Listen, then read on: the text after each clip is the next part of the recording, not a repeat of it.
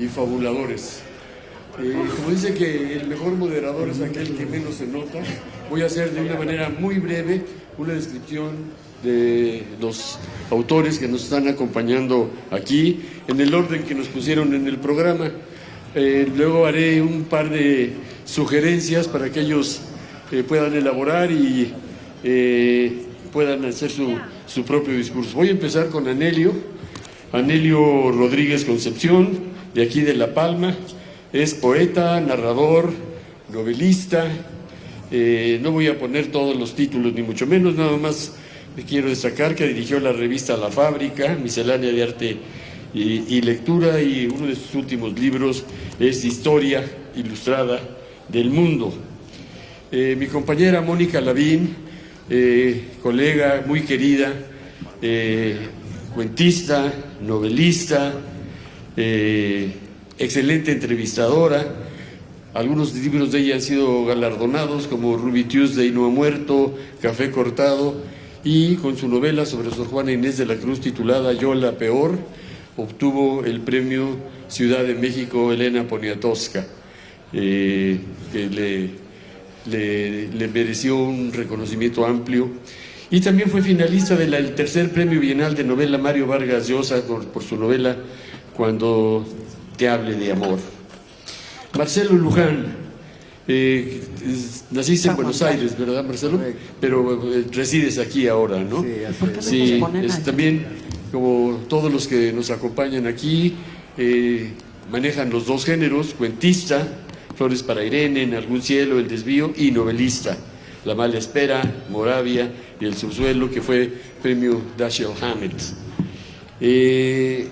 Sigue Nicolás Melini, nuestro queridísimo director del festival, que tanto apoyo nos ha brindado y tanto esfuerzo ha hecho. También nació en La Palma y también es novelista, cuentista, poeta y algo que yo no sabía, cineasta. Y cineasta pero muy poquito. En activo. Y finalmente, nuestro queridísimo amigo de muchos años, José Balsa, que él siempre se enorgullece de haber nacido en el delta del Orinoco, en Venezuela. Es narrador y ensayista, y él es el creador de un género interesantísimo que él ha llamado ejercicios narrativos. A mí me gusta ese título porque no... Es decir, aunque parece modesto, parece que es nada más un ejercicio, pero no, son narraciones muy elaboradas, muy bien hechas, pero que tienen ese carácter también experimental, de donde creo yo que viene el nombre de ejercicios narrativos. Es también ensayista, mar narrativo, y un muy sugerente título que se llama El bolero, canto de cuna y de cama. Es también un extraordinario lector, un muy buen crítico literario, y cuando en la Universidad de México yo dirigía una colección que se llamaba Rayola Internacional, los consejos de José Balsa siempre fueron atinados e importantísimos para recuperar algo que espero que se pueda hacer aquí en su oportunidad, para recuperar las voces de los escritores latinoamericanos posteriores al boom. Bueno, ya presentados ellos, los voy a dejar a uno cada quien por su lado, y solo quiero hacer un par de reflexiones para dar pie a la conversación que van a tener y a las propuestas que van a hacer. Hay que recordar que Borges decía que había grandes literaturas sin teatro ni novela, pero ninguna sin cuento y sin poesía.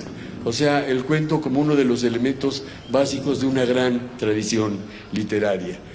El cuestionamiento entre nosotros también va a ser cuento o novela, o, en su defecto, cuento y novela, pero ¿por qué?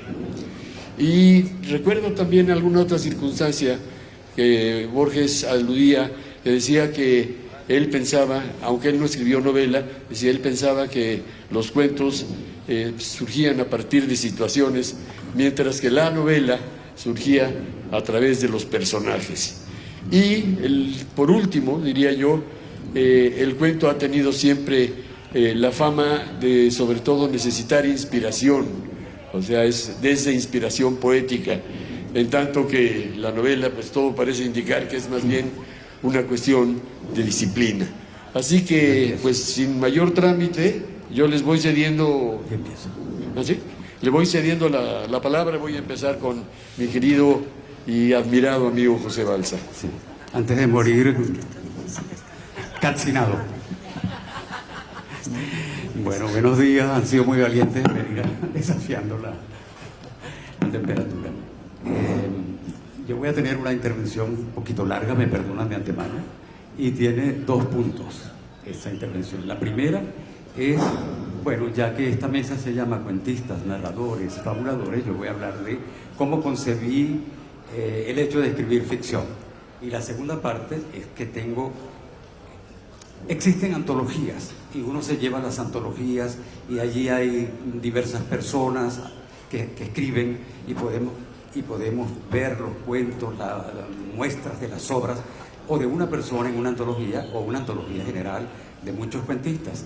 Pero esta ocasión no me la podía perder, porque es que aquí está una antología viviente de la literatura breve en América Latina en lengua española, que es el cuento. Así que quiero hablar un poco de estas personas que son mi antología personal. Esa será la segunda parte. Bueno, lo primero es decirles que en los 60, cuando yo tenía 20 años, comenzaba a tener 20 años, descubrí el libro de Raymond Queneau, francés, escritor de los años 40, que había fundado un grupo llamado Oulipo.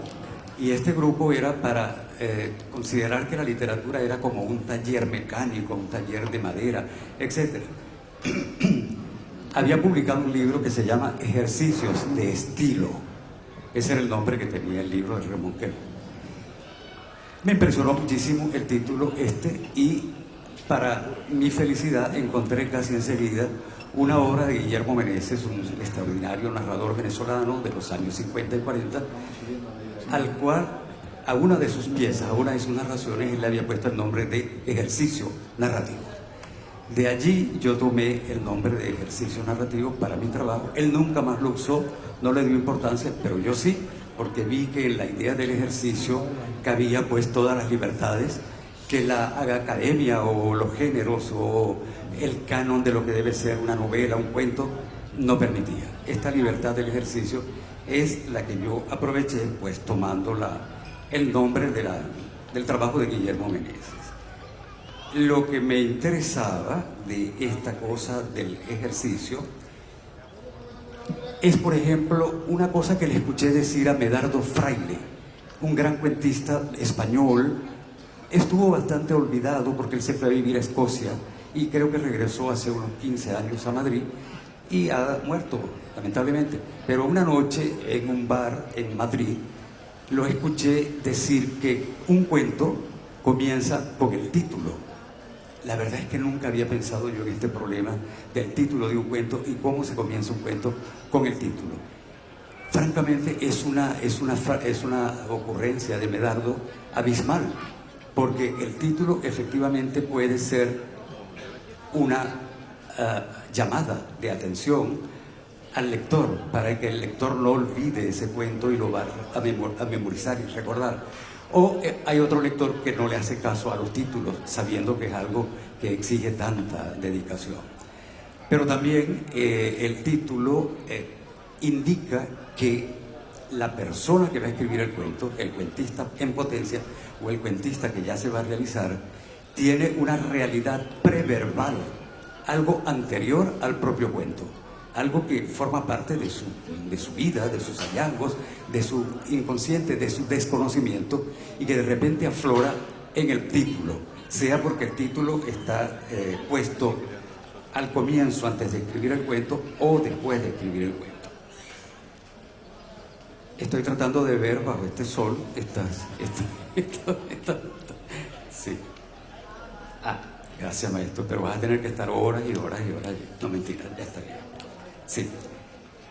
Bueno, yo creo que en la realización de un cuento hay lo que llamo latencias. Latencias son como cosas que están dentro del autor que va a escribir el cuento y que están escondidas. Una de esas latencias, efectivamente, es la parte que acabo de nombrar como preverbal, protoanecdótica, o de la imaginación suelta dentro de uno mismo, dentro del fabulador que quiere escribir. Esta parte es muy importante porque no la conoce el cuentista, se le va revelando a medida que va escribiendo, y ese es un fenómeno casi psicoanalítico muy interesante. La otra cosa es lo que yo llamo la corriente de bifurcaciones, porque si tú tienes una historia, subes una de estas montañas, aquí hay vacas, bueno, y te encuentras una vaca en medio de la carretera, tiene el chofer que va conduciendo, tiene muchas posibilidades. La primera obviamente es evitar chocar contra la vaca. Bueno, igualmente le pasa al cuentista. Tiene dentro de su cabeza vacas imaginarias y tiene que elegir una vaca. ¿Cuál de las vacas va a desarrollar? Esto, que parece una tontería para la elaboración de un cuento, es fundamental, porque allí hay una bifurcación determinante en el destino del propio cuentista y en la obra que se va a realizar. Es la elección de lo que se va a contar, y no nos damos cuenta que para elegir ese único objetivo, ese único objeto, ha habido que elegir. Hay toda una maraña de bifurcaciones, de vacas posibles, y hay que elegir alguna. Esto es muy interesante. También, bueno, a la vez que les hablo del cuento, les hablo de los ejercicios, a mi manera, ¿no? También, por supuesto, la idea de ejercicio me ha permitido siempre continuar modificando la narración. A mí me gusta el texto que escribo, el cuento, poderlo revisar un tiempo después, o romperlo y deshacerlo, o quitarle una palabra, añadirle una palabra. Y una de las cosas más maravillosas que le puede pasar a un autor es que su cuento, ya leído por un lector, el lector se equivoca y lee una palabra que no está allí. Inventa una palabra, no se da cuenta, salta sobre la palabra. Esto es maravilloso, sobre todo cuando uno se entera. De allí que, sin advertirlo, el cuentista coloca palabras para la lógica del relato, para la lógica de la historia, pero sin que se dé cuenta, alguna de esas palabras puede ser alterada por un lector futuro, lo cual es parte de la maravilla. Borges decía que, y Aristóteles también, que lo que se puede narrar es muy escaso. Nacer, morir, viajar, estar quieto, amar, no amar, etc. Que las acciones son mínimas, son poquísimas. Y puede tener razón, yo le hice caso durante mucho tiempo. Lo que Borges no calculó, y Aristóteles tampoco, son los matices de esas simples acciones. Y en los matices sobre esas acciones está la inmensa, inagotable riqueza del cuento, de la novela, de la literatura. Voy a tratar de resumir todo esto porque ya sé que me estoy alargando mucho. La segunda parte, mi antología personal. Se han refugiado. Okay. Moriremos juntos. En mi antología personal y estas antologías vivientes que están aquí, comienzo desde luego por Mónica Lavín. El año pasado, JJ Armas Marcelo le declaraba un amor furibundo y vergonzoso a Mónica Lavín en el festival pasado. Bueno, yo también sentía lo mismo, pero tuve la discreción de callarme. Y ahora la he leído mucho más. Voy a citar frases de Mónica Lavín cuando se refiere al cuento, porque son frases deslumbrantes, inolvidables y exactas. Dice ella, en el prólogo a su libro ¿A qué volver?, dice: el cuento es el género más enigmático e incisivo. Eso es verdad. Enigmático por todo lo que puede tener un cuento dentro de sí, e incisivo porque nadie a quien le guste un cuento lo olvida. El cuento viene después como una espinita y te toca y te hace vivir de nuevo algo de ese relato. Ella dice que el cuento nos trae al aire, muestra lo membranoso, lo indecible. Esto también es fabuloso.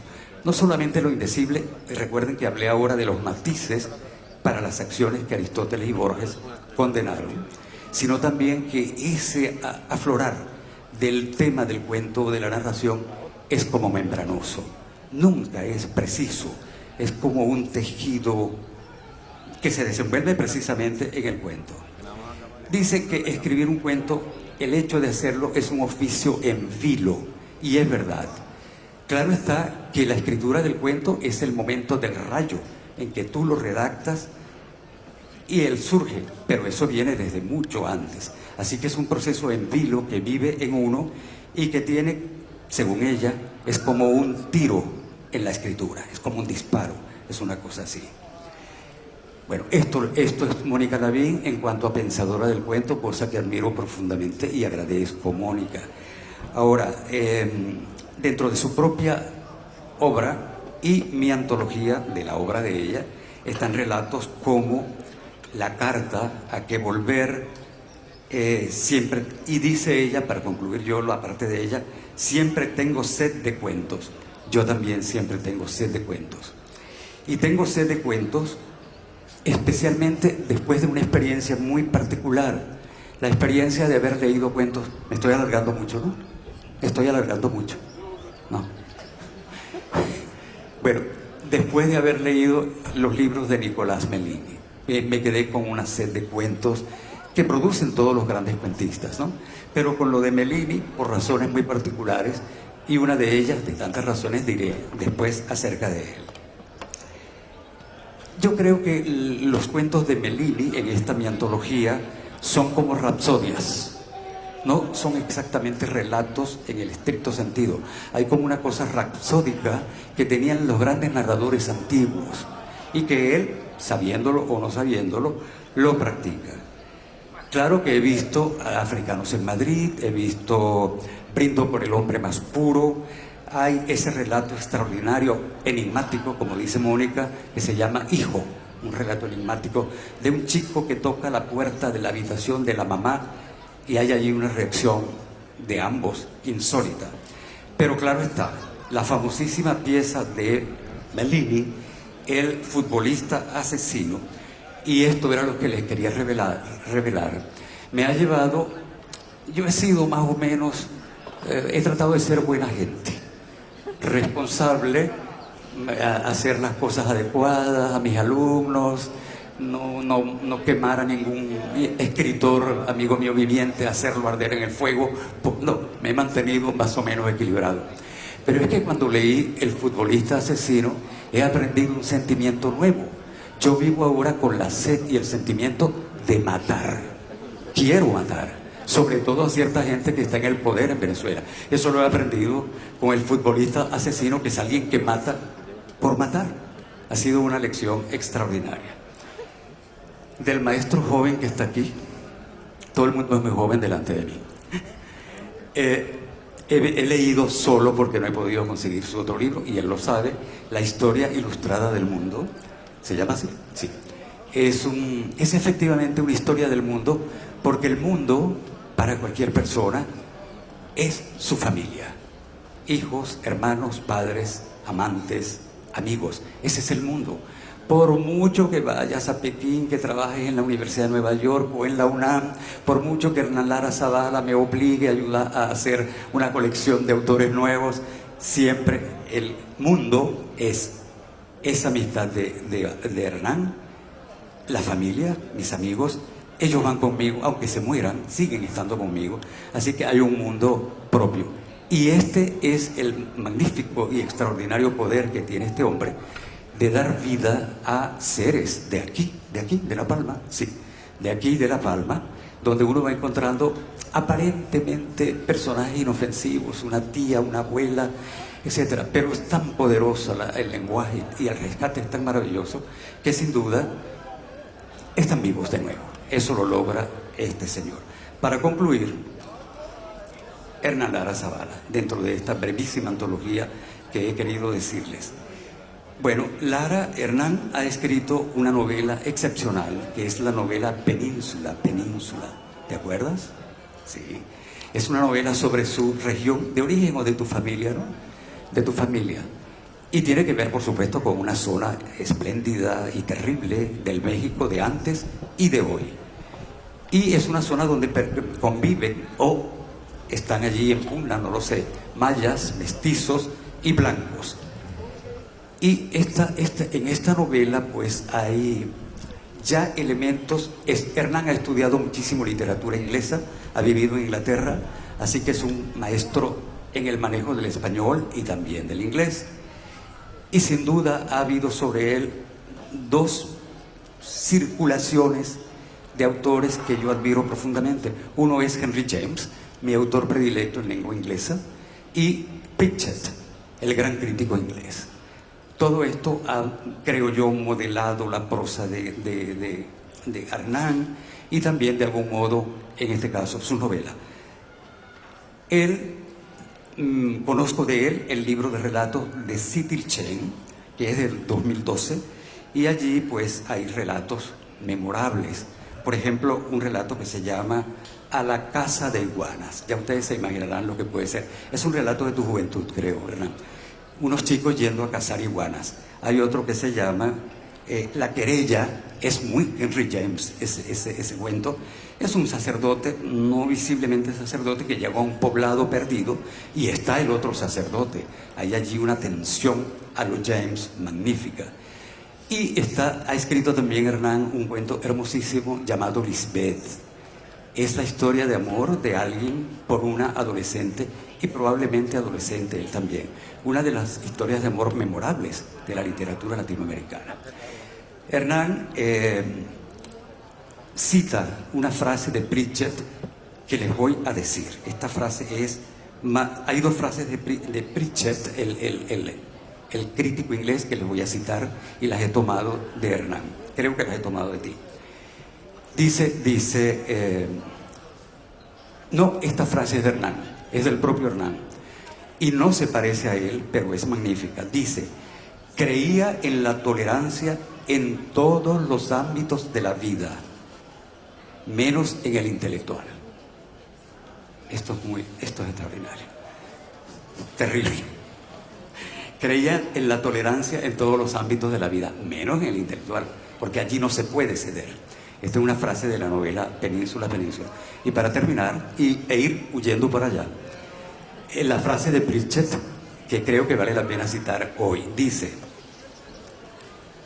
uno o dos buenos cuentos valen por toda la crítica del mundo. La mejor crítica a un cuento es otro cuento. Se la repito porque es memorable. Uno o dos buenos cuentos valen por toda la crítica del mundo. La mejor crítica a un cuento es otro cuento. Gracias. Muchísimas gracias, José. Toda una cátedra y un sumum de toda tu experiencia como lector. Ahora le voy a ceder la palabra a Nelio Rodríguez Concepción, sin mayor trámite, para que tú puedas... Bueno, a ver. Señoras, señores, muchas gracias por venir. Están dando ustedes una demostración de fe en el poder inconmovible de la literatura al quedarse aquí expuestos al poder del sol. Me siento halagado por formar parte de esta reunión con grandes maestros. Me siento un poco traicionado por el maestro Balsa, me quedé aquí por solidaridad con él, me quedé a su lado y lo primero que hizo fue irse. Pero bueno, mostraré mi solidaridad hacia el maestro Lara Zavala. Bien, brevemente, porque no estamos para enrollarnos mucho.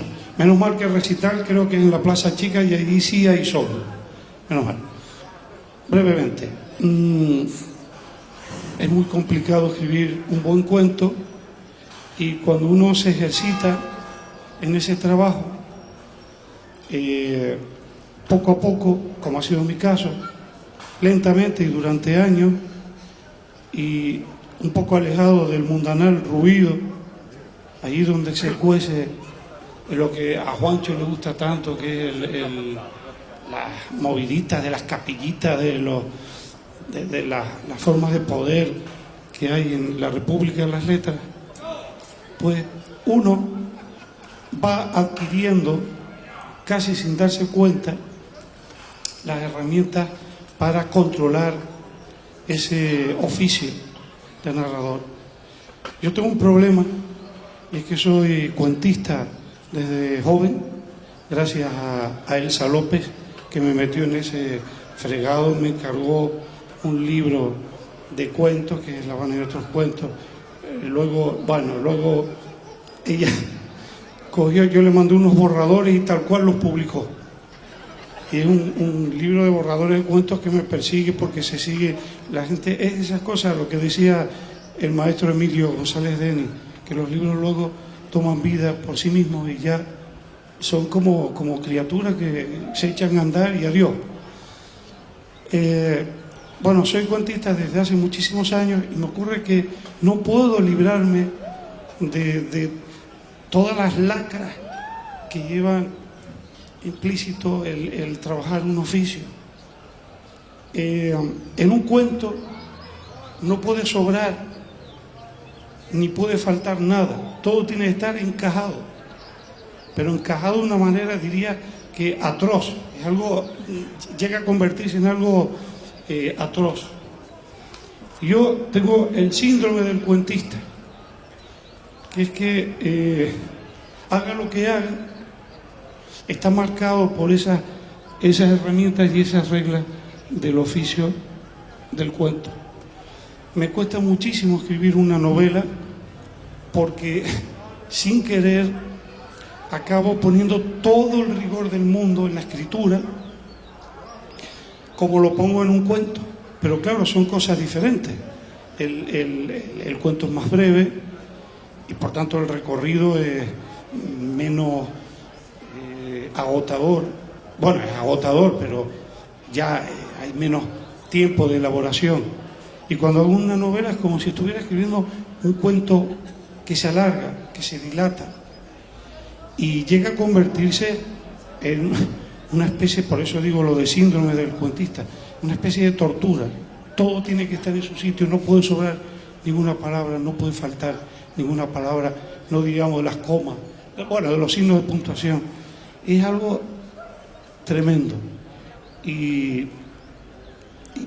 por eso me cuesta decir, yo no soy novelista, aunque haya escrito alguna novela, alguna que otra novela, no soy cuentista, pero hay algo extraño, diríamos incluso patológico, que es que cuando empiezo a escribir una novela me doy cuenta que realmente lo que estoy es actuando como un cuentista, no como un novelista. Me refiero al rigor del trabajo y del entretejer todo eso, como un tapiz. Me siento como un artesano que está haciendo un tapiz lentamente. Y traía una serie de teorías filológicas que mi condición de filólogo, bueno, me daba esa... Pensaba yo que iba a tener ese puntito de autoridad, pero ¿sabe qué le digo, Hernán? Que después de lo que ha dicho el maestro Balsa, que ya está, vamos a pasarle la palabra a los otros, y que me siento muy honrado de estar aquí con usted, maestro Olar. No, gracias, Anelio. Gracias. Desgraciadamente el tiempo se nos va a ir comiendo y están aquí, siguen lo de los poetas, pero vamos a tratar de abreviar un poquito. Mónica, te voy a pedir tu participación para que podamos terminar a tiempo. Mónica es también una excelente teórica del cuento, como ya bien lo indicó José Balsa, y además es coordinadora de talleres, lo cual también siempre ayuda mucho a reflexionar en torno al género. Por favor, Mónica. Gracias, Hernán. ¿Se oye bien? Sí. No es falta de solidaridad, no quedarse aquí, pero yo pienso que si el cuento tiene pocos lectores, con esta insolada van a quedar dos, ¿no? Entonces, no, a mí me hace mal a la piel, desgraciadamente, pero me encanta hablar del cuento. Yo digo que yo nací a la escritura por el cuento, así como sé qué libro me hizo lectora, y he contado que los relatos de un náufrago, no.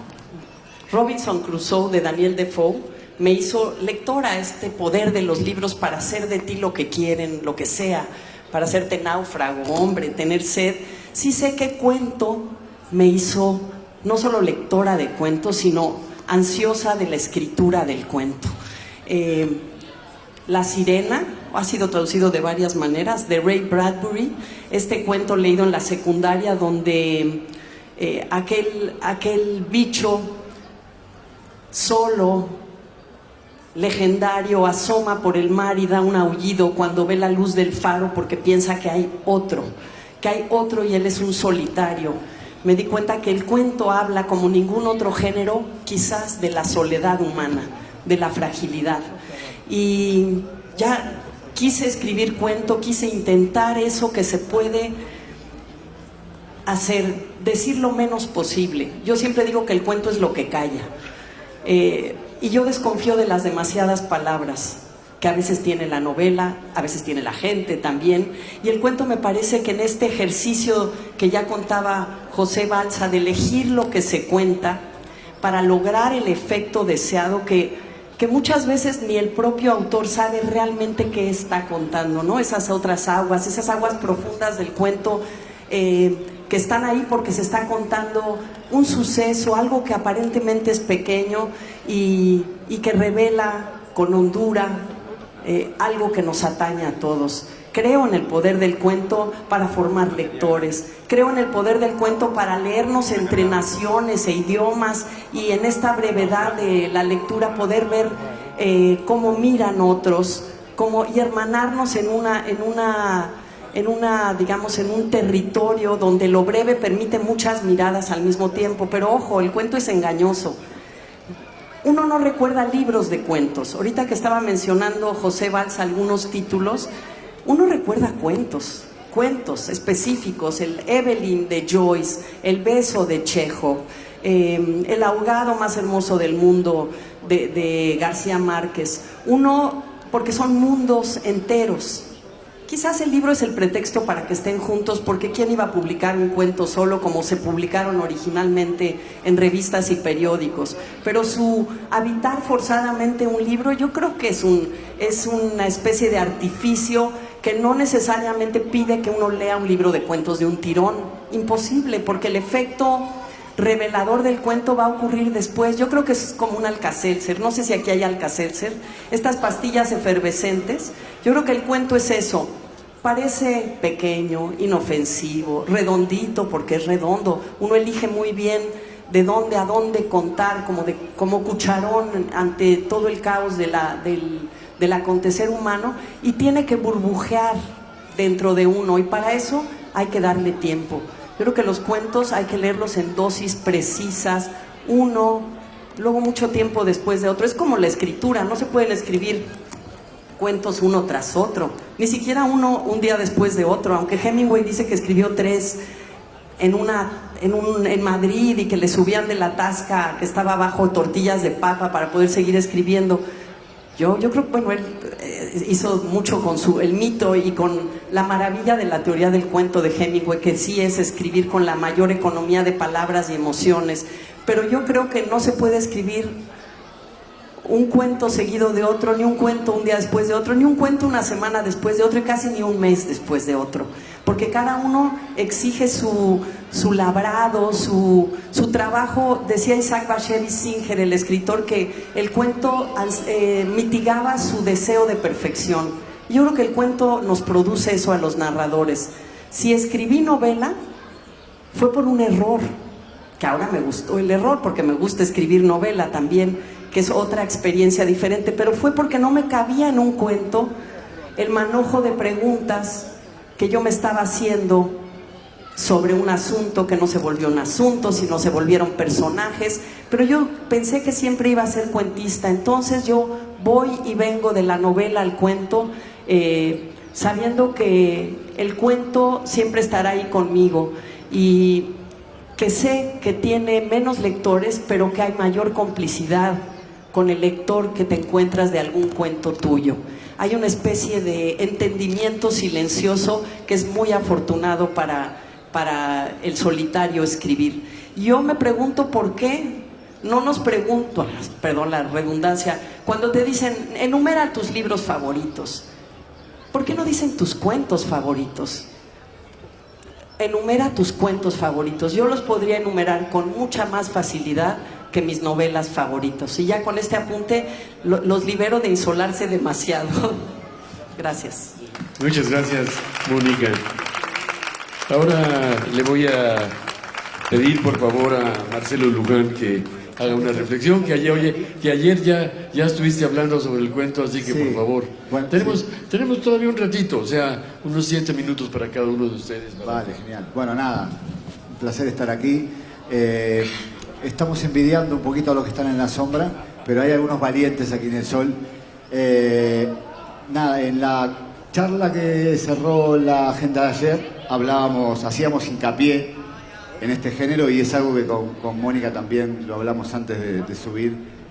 Tenemos que convencer a este país para que sea un país cuentista, ¿no? Desde el punto de vista del lector y desde el punto de vista del escritor. Yo comentaba ayer también que, doy clases de escritura, y en la escuela en la que trabajo hay una veintena de escritores y escritoras españolas de mi generación, más o menos, que son muy buenos cuentistas. Es decir, que a través de algunas editoriales que han apostado en España por el género, la gente comienza a leer, por lo tanto el ciclo de lector-escritor se empieza a formar, ¿no? Nosotros los latinoamericanos y los rioplatenses, yo creo que estamos casi traumados por el cuento, ¿no? Con Cortázar, Borges, Onetti, Conti, Walsh, bueno, la lista es infinita. Estamos casi, la tradición literaria nuestra es una tradición avalada por el cuento, ¿no? Un escritor argentino tiene que ser buen cuentista, tiene que ejecutar bien el género para demostrar ciertas cosas ante el lector, más que ante la crítica, ¿no? Hablaban antes, José hablaba de Borges. A mí me gustaría citar la conferencia, esta ya mítica conferencia de Julio Cortázar en La Habana, en donde habló por primera vez del concepto de tensión dentro del cuento, ¿no? Y donde a Cortázar, que le gustaba mucho el boxeo, que es otra tradición argentina, hay muchos cuentos de boxeo, hay antologías en Argentina de boxeo. Cortázar escribió La noche del Mantequilla, que es una pelea memorable entre Carlos Monzón y Mantequilla Nápoles. En la conferencia de La Habana, Cortázar soltó una figura totalmente ilustrativa para los chicos que estaban ahí, que fue una comparación, una metáfora para explicar las diferencias técnicas de construcción entre el género novela y el género cuento. Y dijo, recurriendo al boxeo, la novela gana por puntos, el cuento debe ganar por KO, ¿no?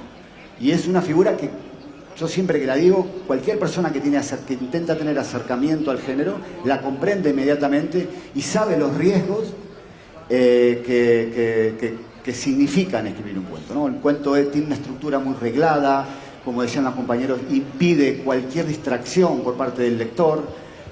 Horacio Quiroga, otro cuentista maravilloso, que era uruguayo, aunque se educó, por supuesto, en Argentina, ¿no? Horacio Quiroga decía, hay que coger a los personajes, no utilizaba el verbo coger, ¿no? Yo porque llevo 20 años aquí, pero decía, hay que agarrar a los personajes de la mano y llevarlos directamente hacia el final. Esa instrucción técnica es el cuento. No hay ningún tipo de distracción. Y no es fácil para los autores no tener distracciones. No caer, por ejemplo, en la trampa de la digresión, que el cuento la tiene totalmente prohibida, ¿no? Y la novela casi que la necesita. ¿Sí? Entonces, la tensión, esto que decía Cortázar, esto de tensar el texto, que los cuentos logrados lo tienen, no permite estas distracciones que hablábamos, ¿no? Coincido también con muchas cosas que habéis dicho aquí, sobre todo en el recuerdo de los cuentos, ¿no? Nos olvidamos a qué libro, a qué colección pertenecen. Nos olvidamos del título, pero no nos olvidamos de Nena da Conte. No podemos olvidar a Nena da Conte, ¿sí? En este cuento de García Márquez, El rastro de tu sangre en la nieve, ¿no? Hay un grupo de música que se llama Nena da Conte. Fíjense el poder que ha tenido ese personaje en un texto de 10 páginas. ¿Sí? Porque Madame Bovary, sí, nos acordamos todos de Madame Bovary, pero claro, hay un trabajo ahí de acumulación, ¿no? De ganar por puntos, que no lo tiene el cuento. Sin embargo, hay personajes, bueno, mencioné a Nena da Conte porque estoy perdidamente enamorado de ese personaje que muere desangrada en París. El que no lo leyó, pues acabo de hacer un spoiler maravilloso del texto. Pero digo, queremos escribir cuentos, queremos que el cuento se implante definitivamente en España, se lo merece, y además yo, después de 3 novelas, mis primeros libros, como comentaba ayer, fueron por supuesto libros de cuentos. Luego escribí novelas porque era algo también que me interesaba, y que bueno, hay historias que funcionan en el cuento y historias que son para novelas. No es cuestión de apretujarlas o de quitar un personaje. Hay historias que son para cuento y otras que son para novela. Pero después de Subsuelo, de mi última novela, sentí la necesidad imperiosa de escribir cuento. Y tomé la fatídica decisión de escribir un libro de cuentos de cero, que es algo que no os aconsejo nunca. Es más difícil que escribir una novela. Tardé años en acabar 5 cuentos, porque bueno, los cuentistas cuando publicamos una colección de relatos siempre tenemos 2 o 3 inéditos, alguno que refritamos, otro que escribimos para la novia del colegio, uno de la revista, tal, armamos más o menos una unidad, un conglomerado, y sacamos un libro que por supuesto en la mayoría de los casos es totalmente decente. Pero escribir un libro de cuentos de cero es una tarea agotadora, en donde uno termina un texto y tiene que empezar de cero con otro texto, que además tiene que tener la autonomía, que es un elemento del género indispensable, ser autónomo, pero pertenecer a una unidad. Bueno, les cuento esto porque se lo cuento a mi madre, pero a mi madre no le interesa en absoluto. Me dice, vale, ¿quieres las lentejas, sí o no? Entonces, pero creo que a ustedes igual les puede interesar un poco más esta necesidad, ¿no? Después de tener novelas, después de estar más o menos afianzado en el panorama literario en español, la necesidad del cuento, la obligación de estar ahí casi 3 años solamente metido en ese libro, sin noticias de ninguna otra cosa. Y esta necesidad creo que viene por mi tradición literaria, ¿no? Esta tradición que decía latinoamericana y rioplatense, educada en el cuento, en un género que casi está todo el tiempo exigiéndonos que le demos de comer, que lo hagamos más grande, que lo fortalezcamos. Y ahí estábamos los escritores que empezábamos, ¿no? Rodrigo, que estará por aquí, escritor venezolano, también empezó publicando cuentos y luego se puede pasar tranquilamente a la novela.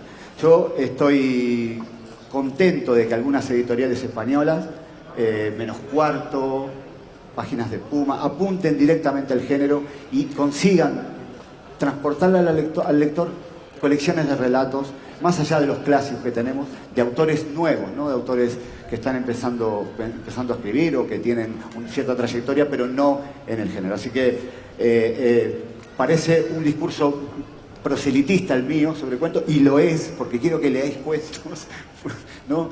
Pero es un género que se disfruta muchísimo, como decía Mónica, se puede leer hoy que tenemos tan poco tiempo y todo es tan inmediato. Podemos leer un cuento de una colección, dejarlo una semana, leer otro cuento, disfrutar de cada atmósfera, y en algunos casos tendremos la suerte de rescatar a otra Nena da Conte y tenerla para siempre en la memoria.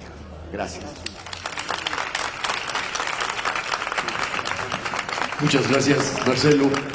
Ahora le cedemos la palabra a nuestro querido anfitrión Nicolás Melini para que cierre esta sesión en torno al cuento, la novela y la fabulación. Bueno, es una responsabilidad enorme porque además Hernán Larrazabala aquí ha tomado una decisión arriesgadísima, y es que poner al maestro Balsa primero, cuando debía de ser el que cerrase, creo, ¿no? Este acto con ese conocimiento que nos ha demostrado. Nos ha dado una lección magistral a todos que difícilmente podremos superar, ¿no? Perdón por el sol, ya que soy el director del festival, pues en fin, estoy avergonzado, yo mismo lo sufro mucho. Y sobre el cuento, bueno, yo hago un cuento que finalmente creo que tras muchos años de trabajo, el cuento fue lo que más me costó. Me costó menos escribir poesía, me costó menos, llegué antes a la novela que al cuento, porque es más fácil, básicamente. Creo que hacer una gran novela es muy difícil, pero escribir una novela es relativamente sencillo en comparación con escribir un buen cuento. Y creo que después de tanto tiempo me he insertado en una especie de tradición en el cual muy evidentemente pues está Chekhov, está Raymond Carver y tantísimos autores, ¿no? Tantísimos, Cheever. Este es un cuento que yo creo que es además la forma más moderna de contar. Es un cuento que normalmente no termina con un chimpún, no termina con un final fuerte, no tiene una estructura en 3 actos en absoluto. No es un cuento que tenga un planteamiento, un nudo y un desenlace, pero además con puntos de giro que lancen a la historia hacia adelante, entre otras cosas porque el cuento es básicamente solo se necesita 1 o 2 emociones. Más de 1 o 2 emociones que contar en un cuento es demasiado. Enseguida aparece la tercera, o cuarta o quinta emoción, ya es una emoción que es digresión dentro del cuento, dispersa, distrae, el cuento se resiente inmediatamente, no soporta una lectura del propio autor, porque enseguida se percibe que decae en lugares muy concretos, ¿no? Para ser autor de cuentos, yo creo que hay que ser muy buen relector de uno mismo, de los propios cuentos, porque hay que estar muy entrenado en detectar esos puntos en los cuales la historia decae. La historia, pero a veces es una frase, pero es que una frase que decae dentro de un cuento es muy dolorosa para el cuento. En la novela, sin embargo, los novelistas se pueden permitir incluso entregar la novela sin terminar a la editorial, porque bueno, luego vienen las correcciones y no es tan grave que haya una frase o 2 o un párrafo que decaiga un poquito, ¿no? Si la estructura de la novela es por acumulación y es por de alguna manera es episódica, incluso cuando es una novela estructurada aristotélicamente en 3 actos o 4 actos. En la novela va cabiendo todo. La novela es un relato que va viviendo con uno a lo largo del tiempo. Es muy bonito, por ejemplo, en la novela que estás escribiendo sobre un tema y continuamente se atraviesan cosas por delante de ti que tienen que ver con lo que estás escribiendo y que puedes incluirlo de alguna manera en el relato que estás contando. En el cuento eso es prácticamente imposible. Si básicamente es una emoción la que contamos, a mí lo que me enseñó más posiblemente de esta idea de una sola emoción, pero que sea una emoción que reverbere fuera del cuento eternamente, es la pintura de Edward Hopper, ¿no? Edward Hopper pinta cuadros en los cuales hay una escena muy clara, muy nítida, pero digamos que lo que refleja es un instante en el tiempo de una historia, y la historia sucede antes y después de ese instante, ¿no? del cuadro, ¿no? Los cuentos míos son un poco así, incluso también la poesía que hago, que es muy narrativa, también tiene que ver con esta idea de contar un instante, contar una emoción determinada. Yo lo que necesito siempre es esperar mucho tiempo para encontrar esas emociones, porque tampoco vale cualquier emoción.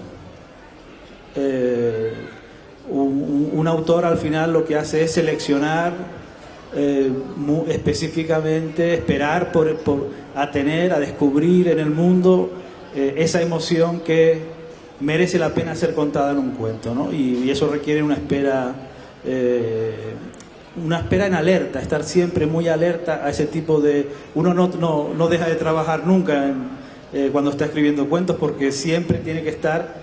Genera una ansiedad extraordinaria esperar por la emoción que te va a llevar a escribir el cuento. Estás alerta todo el tiempo, leyendo. Yo lo que hago cuando no escribo o no puedo escribir es leer, leyendo, viviendo, mirando alrededor, buscando información. Normalmente cosas que tienen que ver con el ser humano y con las emociones. A mí hay una frase que me parece fundamental ahora que Balsa hablaba de determinadas frases sobre el cuento y la literatura, y con esto voy a terminar, una frase de William Saroyan que decía que a él le sorprendería que en algún lugar, por ejemplo en los llanos de Aridane, no hubiese una persona intentando contar la historia del hombre en la tierra. De hecho le hemos puesto un título parecido a una de las mesas, ¿no? Al final eso creo que es lo fundamental. El ser humano, digamos que aprende, se forma madurando a través de la lectura. Lo que, digamos, la lectura tiene que ofrecerle es una confrontación con emociones específicas y conocimientos específicos que le van a hacer cambiar y cambiar a mejor, es decir, madurar básicamente, ¿no?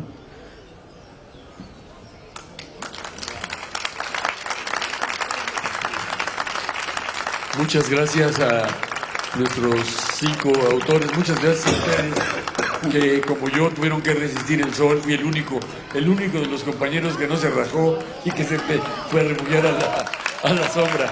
Muchas gracias. Y los esperamos en el próximo gran recital que se va a estar en el jardín de aquí al lado.